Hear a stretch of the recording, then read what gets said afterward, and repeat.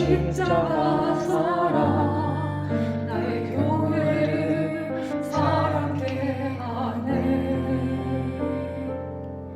주의 교회를 향한 우리 마음, 희생과 포기와 가난과 고난, 하물며 죽음조차 우릴 막을 수 없네. 우리 교회는 이 땅의 희망. 교회를 교회되게, 예배 예배되게, 우릴 사용하소서. 진정한 부흥의 날 오늘 임하도록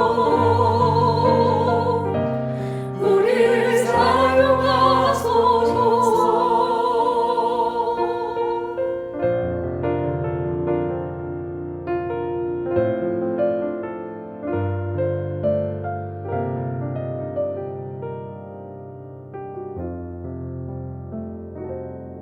우리에겐 소원이 하나 있네. 주님 다시 오실 그날까지 우리 가슴에 새긴 주의 십자가 사랑 나의 교회를 사랑케 하네. 주의 교회를 향한 우리 마음, 희생과 포기와 가난과 고난, 하물며 죽음조차 우릴 막을 수 없네. 우리 교회는 이 땅의 희망. 교회를 교회되게, 예배 예배되게, 우릴 사용하소서.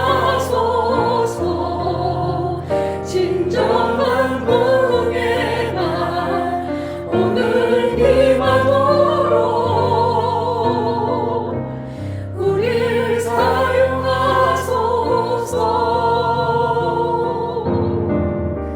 성령 안에 예배하리라. 자유의 마음으로 사랑으로 사역하리라. 교회는 생명이니 교회를 교회되게, 예배 예배되게, 우릴 사용하소서. 진정한 부흥의 날 오늘 임하도록 우릴 사용하소서.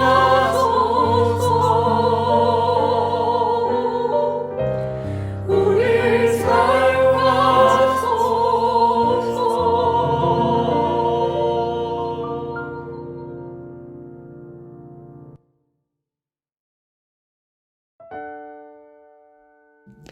하나님 감사합니다. 귀한 새벽 허락하여 주시고 주님 사모하는 마음으로 나와서 또 예배하며 말씀 안에서 기도할 수 있는 은혜 주시니 감사합니다. 하나님, 우리 가운데 하나님께서 건강한 교회를 세우시니 감사하고 또 우리의 그러한 열망들을 주셔서 하나님 앞에 나 또한 순종하고자 하는 소망들을 부어주시니 감사합니다. 그 은혜가 잘 이어지고 지켜지는 복이 넘치기를 원하고 간구합니다.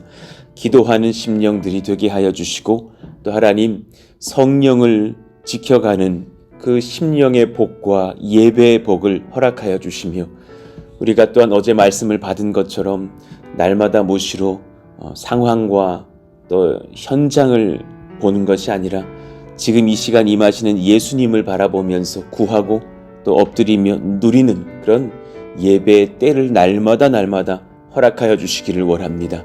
우리 마음 가운데 묻어졌던 것들, 기도를 놓쳤던 부분들, 또 많은 어떤 시선에 빼앗겼던 그런 것들, 또 주님보다 더욱더 사모하고 의지했던 것들을 하나님 호련히 다 내려놓고 주님 앞에 온전히 서는 저희들의 심령 되기를 원합니다.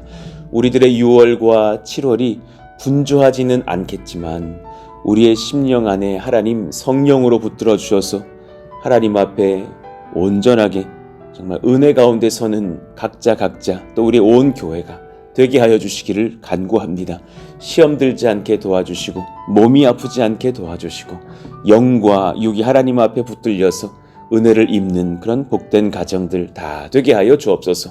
공부하는 수험생들이 있습니다. 또 공부하는 자녀들, 직장에서 일하고 있는 우리 장년들, 또 우리 청년들이 있습니다.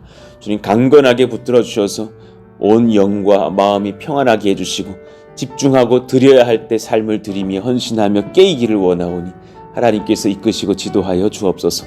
오늘 또 우리가 말씀을 받을 때에 하나님 말씀하시고 지도하여 주옵소서. 예수님의 이름으로 감사하며 기도하옵나이다. 아멘. 감사합니다.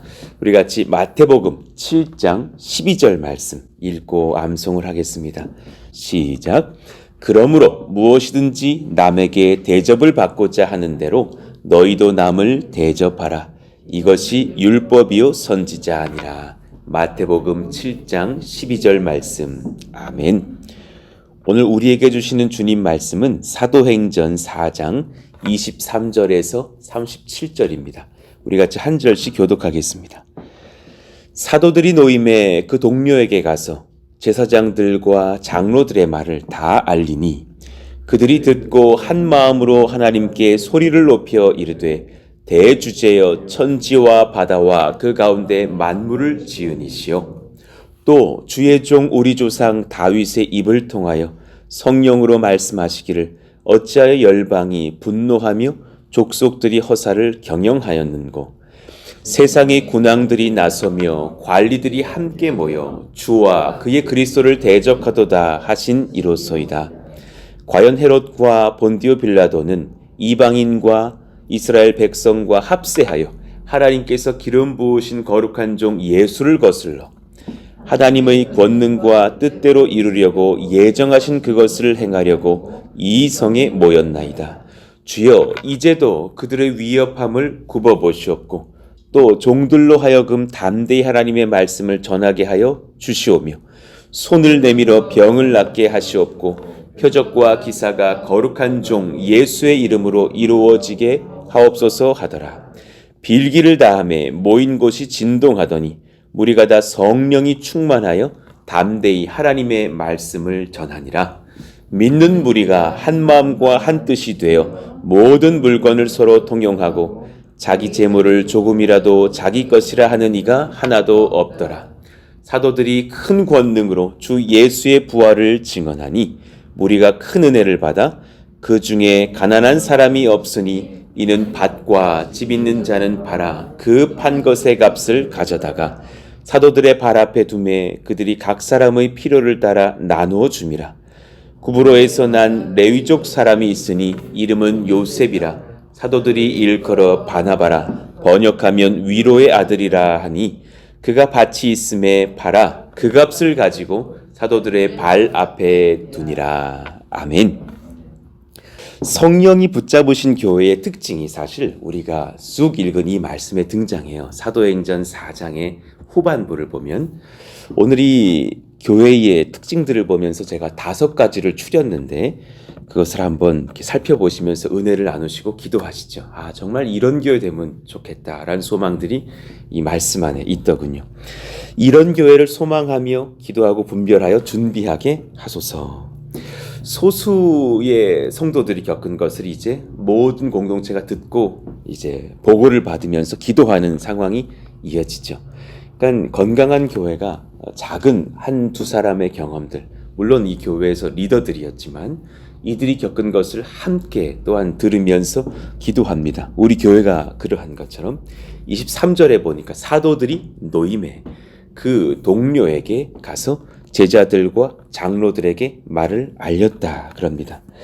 여기 사도들이 노임의 그 동료들에게 가서 말을 나누었다 그러잖아요. 여기 그 동료들 이디오스라고 말하는데 그냥 친구들, 그냥 그렇게 같은 부류의 사람들이라는 뜻이라기보다는 누구누구에게 속한 자들이란 뜻이에요. 그런 이디오스라는 단어가 쓰였어요. 누구누구에 속한 것, 그의 소유의 존재들. 그러니까 주께 속한 자들, 교회는 주님께 속한 자들, 자기들도 그렇게 인정하는 부류의 공동체, 우리는 주의 것입니다 말하는 사람들에게 가서 그 경험했던 일들을 다 알렸다라는 거죠.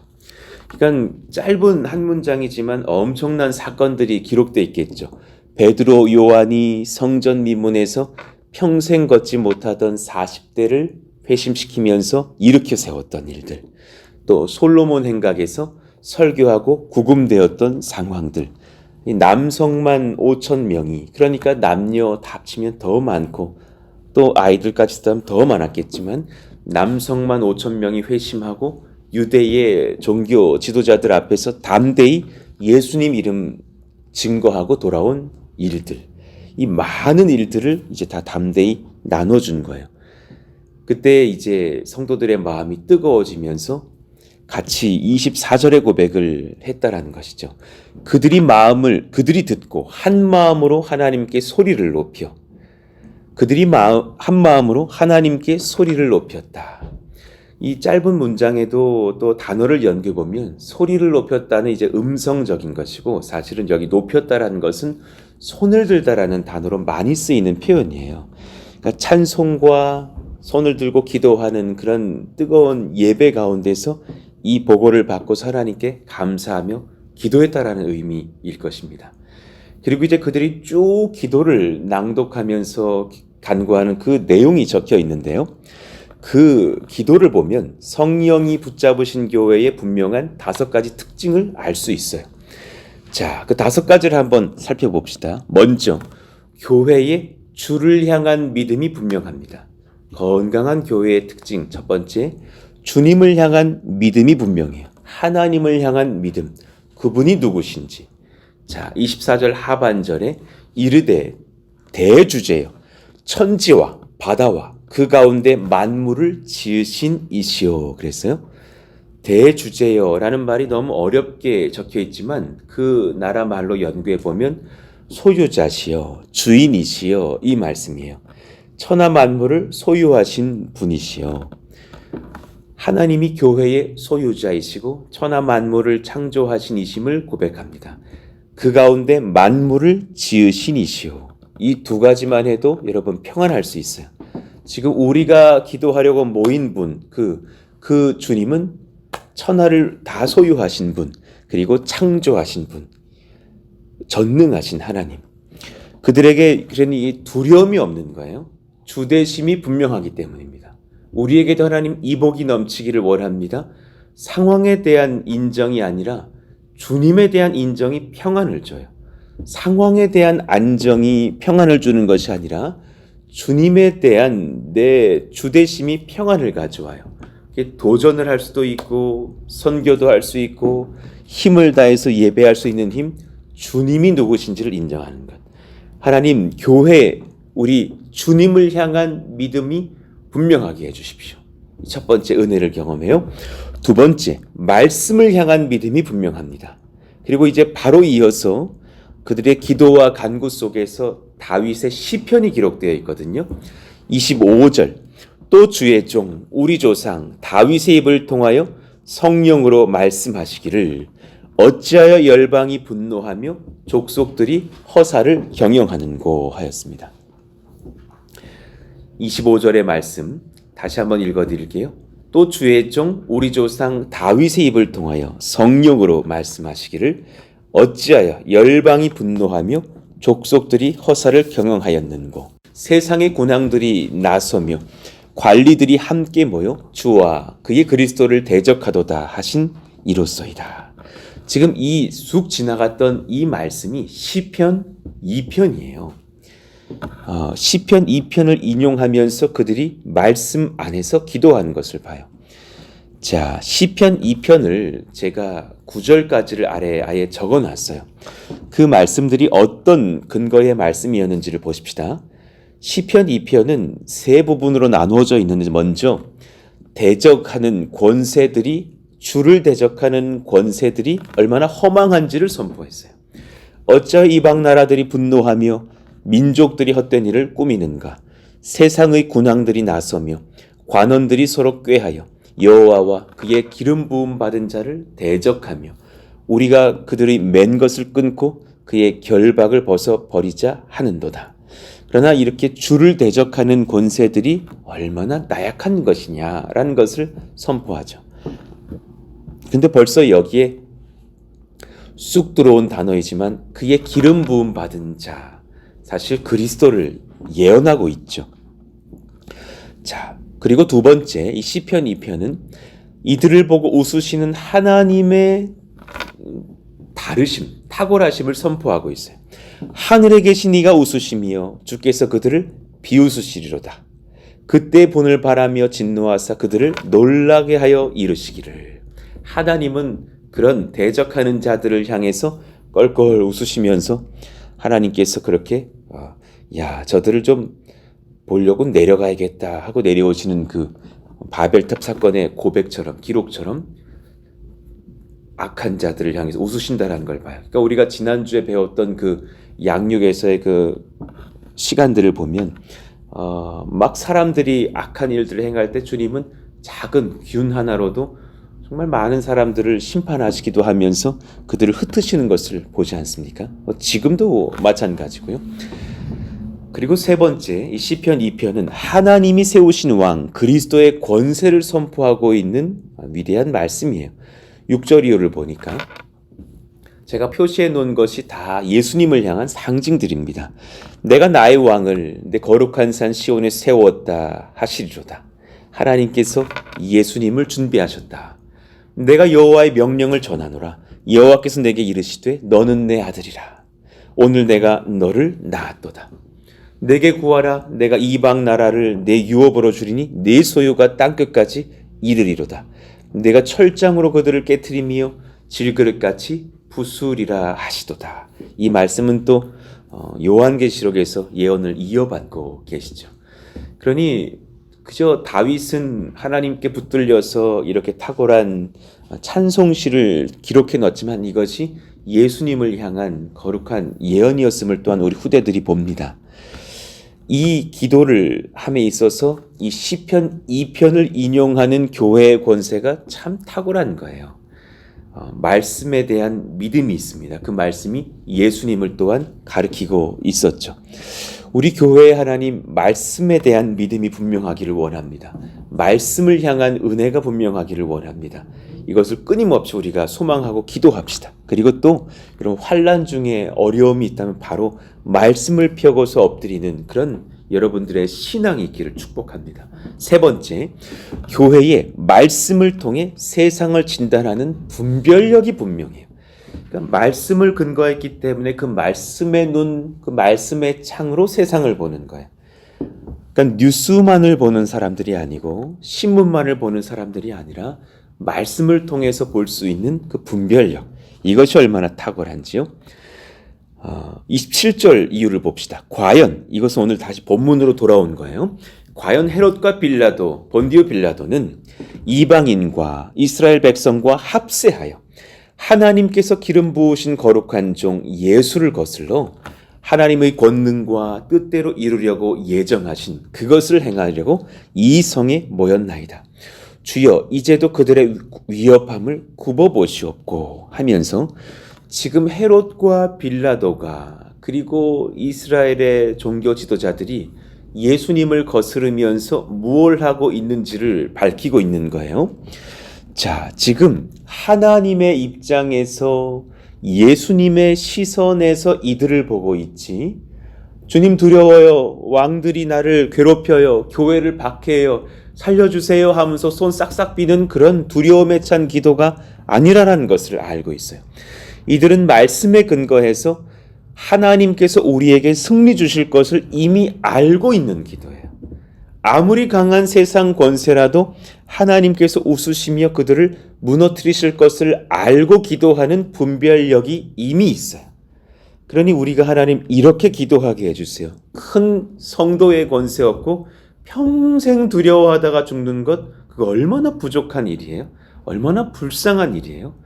하나님의 아들의 권세, 딸의 권세를 얻고서 평생 사람 목사만을 의지하다가 그렇게 만약에 늙어가는 인생이 있다면 사실 그것도 얼마나 연약한 인생이에요.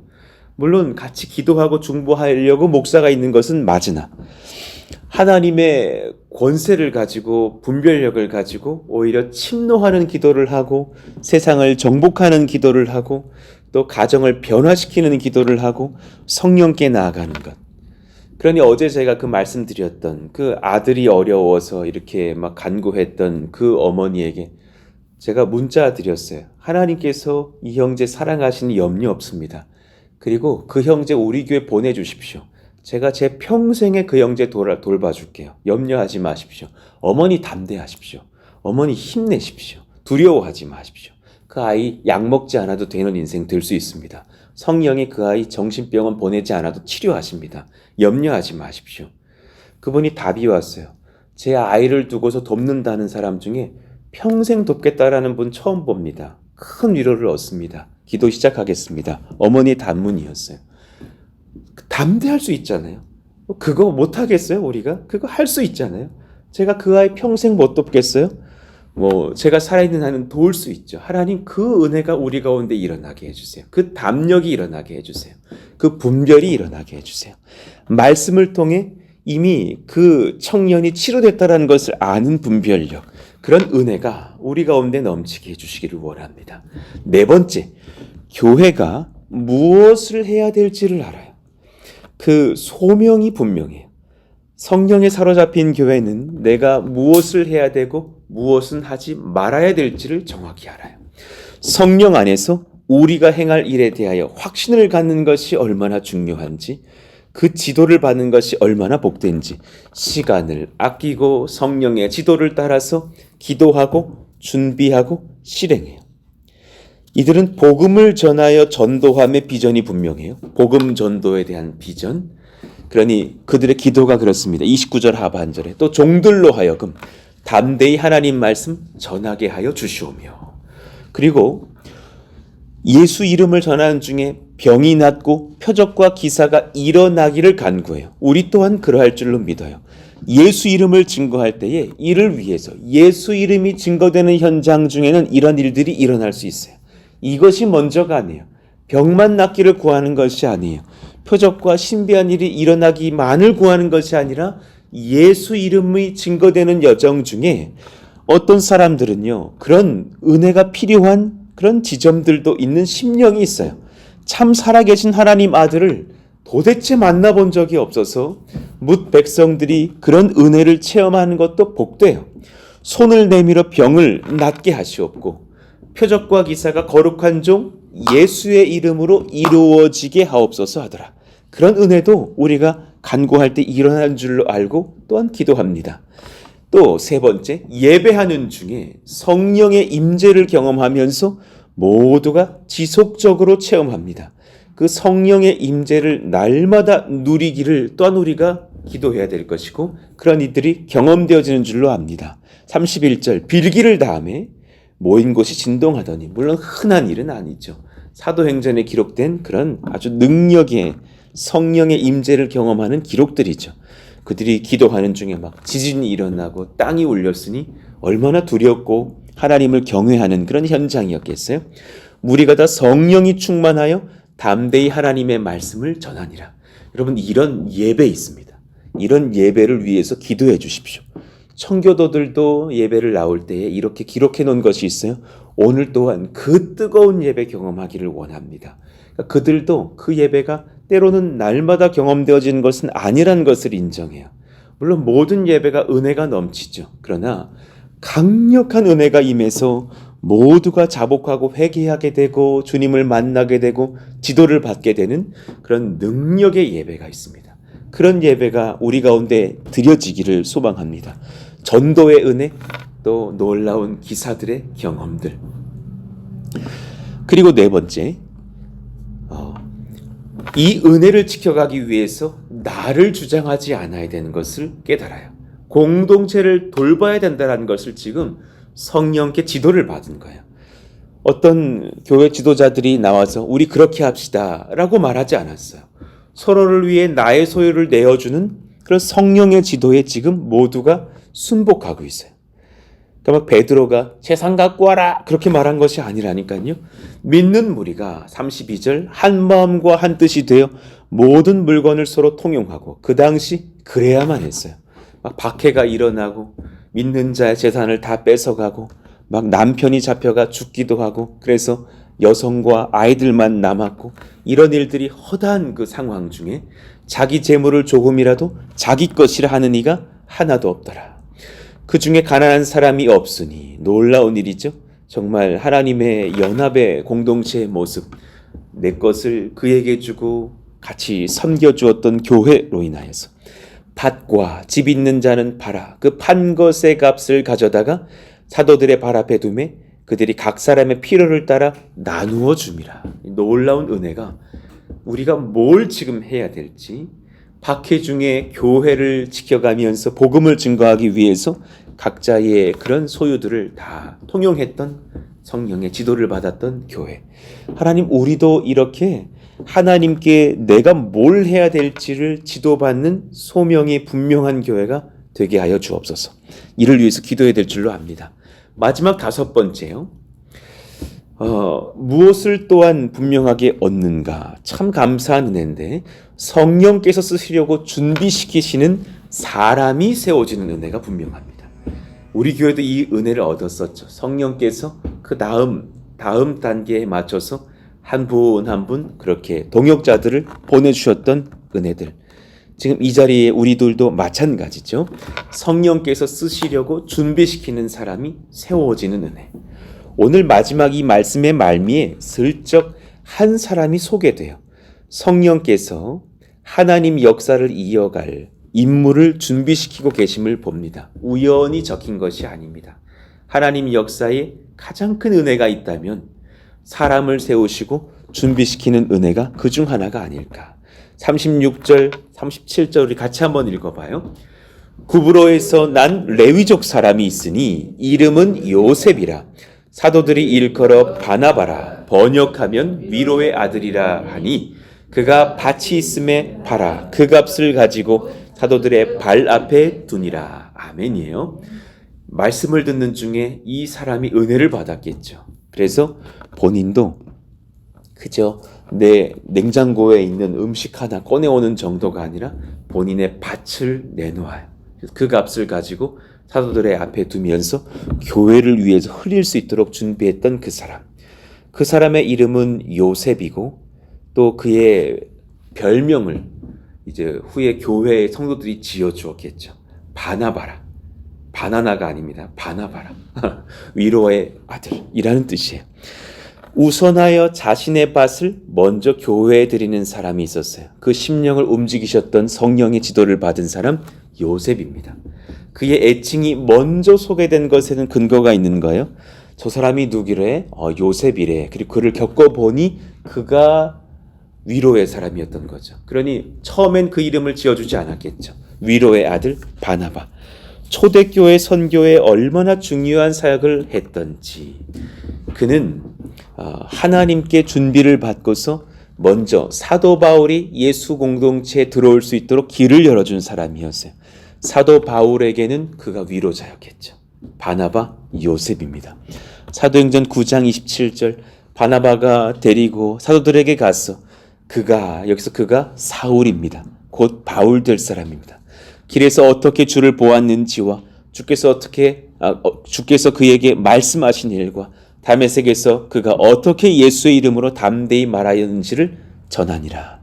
그에게 위로자가 되어서 교회에 사울은 위협적인 사람이 아닙니다. 그를 받아주십시오. 그를 사용해 주십시오. 그가 정말 큰 그릇이 되어서 하나님을 섬길 것입니다. 다리 놓아주었던 위로의 아들. 그리고 또 그는 첫 번째 이방인 선교의 길을 열어주는 그런 또한 위로자가 돼요. 예루살렘 교회가 이방인 선교에도 마음을 열 수 있도록 도운 사람. 사도행전 11장 22절에 그의 이름이 한 번 더 기록되죠. 예루살렘 교회가 이 사람들의 소문을 듣고 바나바를 안디옥까지 보내니, 그리고 그 위대한 이방의 첫 교회 안디옥 교회가 태동합니다. 이방인들의 위로자가 되었던 바나바, 요셉. 그러니 이 바나바라는 사람이 그 사도행전 1장 8절에 온 유대와 이제 거기서 벗어나서 사마리아와 땅끝까지 이르러 내 증인 되리라 하시는 그 말씀에 얼마나 위대한 준비가 되었던, 디딤돌이 되었던 사람인지요. 하나님께서 이렇게 한 사람 한 사람을 준비시키고 계신 것을 봅니다. 자, 오늘 말씀이 좀 길었죠. 정리를 합시다. 성령이 붙잡으신 교회에 5가지 분명한 특징이 있어요. 그것을 제가 이렇게 짧게 이렇게 정리해 보니까 그 까만색 글씨의 문장이에요. 주대심이 분명해요. 말씀이 분명해요. 분별력이 분명해요. 소명에 대한 순종이 분명해요.